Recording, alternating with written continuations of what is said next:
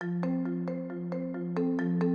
library is really the only freely accessible space to every community member, all ages, all economic backgrounds, from the day they were born until the day they pass on. This is their building.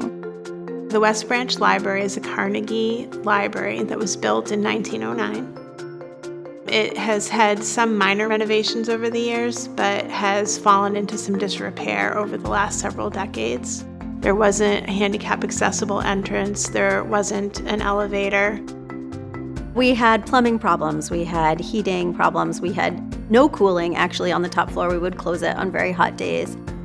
When it rained, we would get damp places in the children's room over by the 900s. So it was always a little soggy. The walls had been peeling paint for as long as I could remember, at least 25 or 30 years. It was a library that was well-loved and also needed to have a lot of love put into it. It probably took almost 5 years to get this project going. There was a lot of planning, a lot of design work back and forth, and a lot of program work. This was going to be a major project for a densely populated neighborhood, so there were a lot of things to consider. It was so lovely to walk into these meetings and see 100+ faces who were there because they cared deeply about what happened to their community library. We really took that energy, we took those objectives, those goals of the community and the planning team, and then we made sure we could fund it and get it done. Working with Design Lab was a really eye-opening process.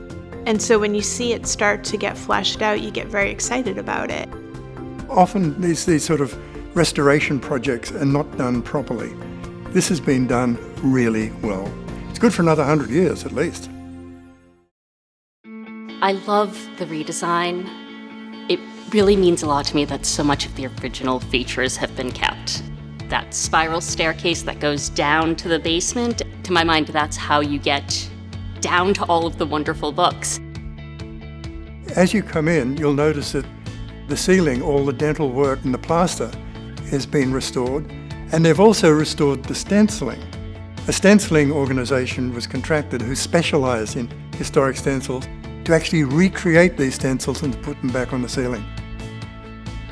In the children's room, there's a gorgeous skylight, and it actually was always there, but it had been covered over with a drop ceiling for many, many years. Remember, we're going from a basement space with peeling paint and flooding patches to a top floor space with a large open space in the center that we can use for story time or for games. My favorite part is the little window seats. I am going to come here every day to look at the dinosaur section. The new addition and the new work that they did, along with the restoration of the West, it really does feel seamless, even though it has a very modern feel to it. Sitting here and being able to see the exposed brick on a new inside part of the building is just so cool. You really see how the architects designed a building where they considered every square foot of space and every inch of it and tried to give the public and give the library as much flexibility and purpose as possible. Prior to the renovation, we were limited in the types and amount of programming that we could do, just given the constraints of the space and the lack of accessibility. Now we have several different community multi-purpose flex spaces, and we're so excited to use them in different ways. The way the addition was designed and the multi-purpose space downstairs, it was designed so that even when the library wasn't open, the community could still come in and use the space. So that could be for a lecture, maybe we have a gallery celebration. The outside area where I'm sitting right now can open up and it goes out onto an open courtyard. We can have string quartets, we can have jazz. Honk will be ideal. There's all sorts of music and things that we can actually do here.